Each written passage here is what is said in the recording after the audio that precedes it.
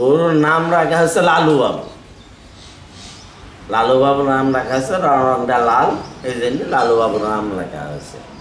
ব্যাপারীরা বাইরে থেকে আসে, অনেকে 10 লাখ পর্যন্ত উঠছে আর কি। এটা প্রকাশ করা খুব সমস্যা, প্রকাশ করা যায় না। গরু জগৎটা খুব খারাপ, প্রকাশ ফেটে গেলে তখন দাম আর উঠতে চায় না। আমি মোটামুটি 15 লাখ দাম চাইছি, তাতে আমি 12.5 লাখ 12 লাখ 12.5 লাখ হয়ে বেচা কেনার চিন্তা ভাবনা আছে আর কি। গরুর বয়স অনলি যখন 4 মাস, তখন থেকে আমি গরুটা নিয়ে আসি। নিয়ে আসার পরে আমি ধরেন ওই যে ইউরেকিনের দুধ পাওয়া যেত ওই সময়, ইউরেকিনের দুধ পাওয়া যেত ওই সময়, সে দুধ খাওয়াইছি দিনে 7 কেজি 8 কেজি 10 কেজি, যখন যেমন পেরেছি। আমি গরিব মানুষ, ওইভাবে 2 মাস খাওয়াইছি।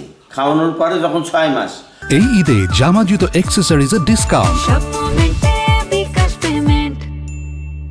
6 মাসের পরের থেকে টুকটাক খাবার খেতে খেতে খেতে খেতে খাওয়া যখন ধরে গেল, তখন আমি পার বডি অনুযায়ী যখন যেমন 100 কেজিতে কতটুকু, 200 কেজিতে কতটুকু, সেই হিসাব মাফিক ওই পশু সম্পদ অধিদপ্তরের লোকজন আছে, ওরা আসে, ওদের সঙ্গে পরামর্শ করি গরুটা আমি মানুষ করেছি। এবং কোনো কেমিক্যালের ভিতরে যায়নি। যেগুলো ভ্যাকসিন, যা যা ভ্যাকসিন লাগে, কিমির ডোজ লাগে, এইগুলো তো নিয়মিত আমি খাতা মাফিক খাতা লিখিতই করেছি। এইভাবেই চলাচল, এইভাবে গরুটা মানুষ করা। আমার মোটামুটি 2.5 লাখের উপরে গেছে। দেখেন এতখানি গোয়ালে আমার গরু নেই, আমার অর্থ নেই, করি নেই, পয়সা নেই। গোয়াল করে থুইছি সব করি যে গরু পুষবো, কিন্তু আমি অর্থ করির জন্য আমি পারিনি। ওই 2টা একটা করে পুষি, 2টা ছিল, একটা বিক্রি হয়ে গেছে আর একটা আছে। আমরা ছোট বাছুর গরু কিনি, 2 মাসের 3 মাসের এরকম গরু কিনে নিয়ে এসে তাদের দুধ খাই, ফিডারে করি। মানে বাচ্চাদের যেমন ফিডারে দুধ খাওয়ানো হয়, গরুকে আমরা ওইভাবে দুধ খাওয়াই। এভাবে আমরা লালন পালন করি। এই গরুটা 2 বছর হলো, 4 মাসের বাছুর নিয়ে আমাদের এই গরুটা এই নিয়ে এসে 6-7 কেজি করে দিনে দুধ খাওয়াতাম।